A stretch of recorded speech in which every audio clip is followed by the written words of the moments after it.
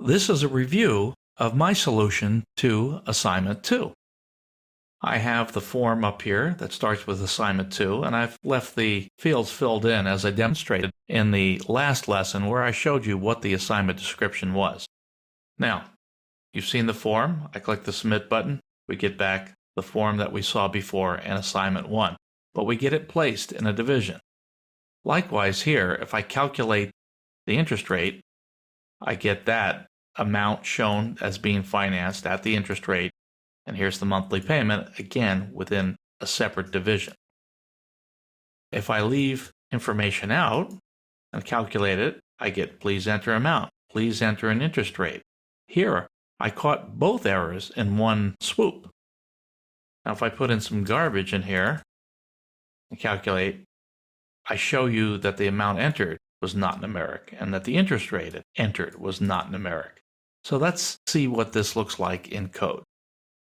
There we go. Here's the code, Assignment 2. So now we're going to start with a form. Actually, we're going to start with a page. There are two forms in this page. Here's the first div. Now this div doesn't have anything to do with the assignment. It's holding the logo. I've got Assignment 2 HTML as being the logo as a link. I made it a link. Why did I do that? Watch this. If I click here and I don't want to hit the back button and I want to get quickly back to the beginning of the page, I'm going to click on this logo. Click on it and I come back with a fresh new page to enter new data. So that was something that you can do like this. You start with an anchor tag, which is essentially a link.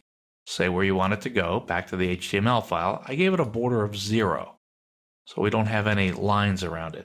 And instead of words for the link, I used an image tag as a link. There's the King logo JPEG and the alternate text for when the image doesn't display. All right, let's look at the next form. This is in the next division called Guest. Guest is the form that we used before for Assignment 1, but I've now put it inside this div. Here's the form. I'm calling Assignment 2 Thank You PHP. In Assignment 1, it was called Assignment 1 Thank You.php. Same code, same form, just brought into this new division. The next division is the calculator division, which, again, I put a paragraph at the top there, and I started a new form and a table.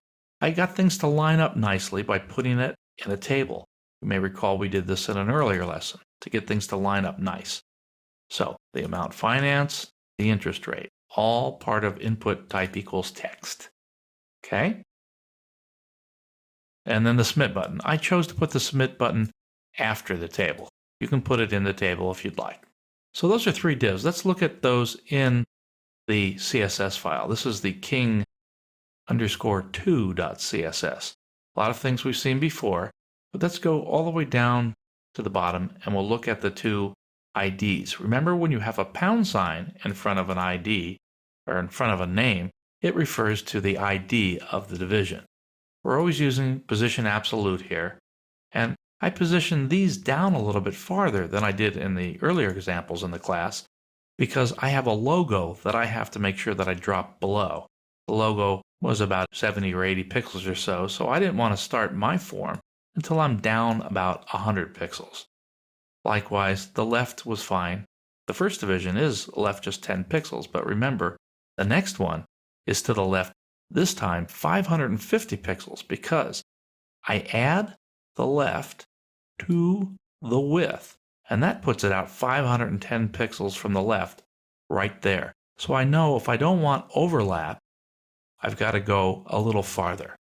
There are cases in design where you do want overlap of divisions, but we're not going to do that here. So you've seen this stuff before, the different colors, special color code to get the color to come out as I'm showing it. Let's go to the Thank You PHP. This is the one from the form. It looks very much like what we had before, but the only real difference is I'm carrying through the div ID guest here instead of just displaying the information on the page. Notice up here that I've got the king2.css file being referred to. So I use div ID guest here and go back to the original form. I'm going to scroll all the way up. I used div ID guest here. So I didn't have to redefine it by placing the CSS file up here at the top as a style sheet, then I can take advantage of those definitions for those boxes, those divs that are boxes on the page using the box model. I can use this over and over again just by repeating the ID in both pages. Here, when we look at assignment 2 mortgage.php, I did something very similar. I used the King2 CSS file and I have mortgage results as my division ID. Now, let's take a look at this. Mortgage results are different, though, than mortgage because the div for the mortgage results appears all the way to the left side of the page. Let's go look at that again, just to be sure. On the assignment 2 page, scrolling all the way down, I called it div ID calculator. But in the mortgage 2 PHP, I didn't use the calculator div again. Let's go all the way down.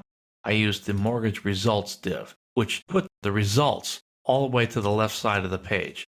If I'm losing you here, I'll take you back to the form really quick. Here's the information. Calculate, and you can see that I'm using this over here for the div. It's not where it originally appeared, so I couldn't repeat it.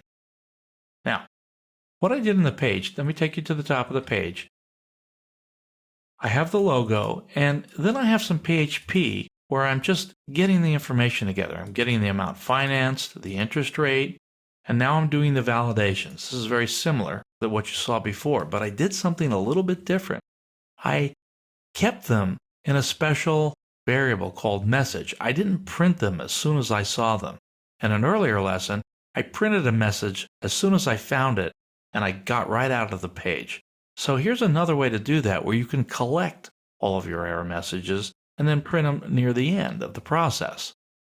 So $MSG is blank and the error count is set to 0 before we start this process. So I check to see if it's empty, the amount financed, and if it is, I add. The dot equals is like saying $message equals $message plus this stuff. Not a true plus, but appended text. This will add this text to the $message. I've got a break. I've got the span. I put in front of it error message because I've got some CSS for error message. Let's go look at that real quick. It says color red. So I want my error messages to be color red.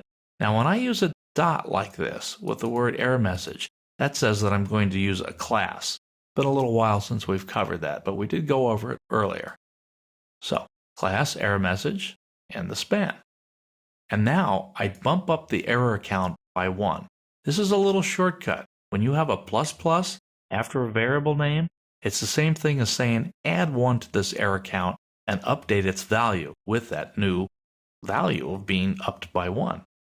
Here we're checking to make sure the field, if it's not numeric, that's an error. We add to the error count. We add to the error message. We concatenate this error message on there. And we go through the interest rate and we do a similar kind of thing.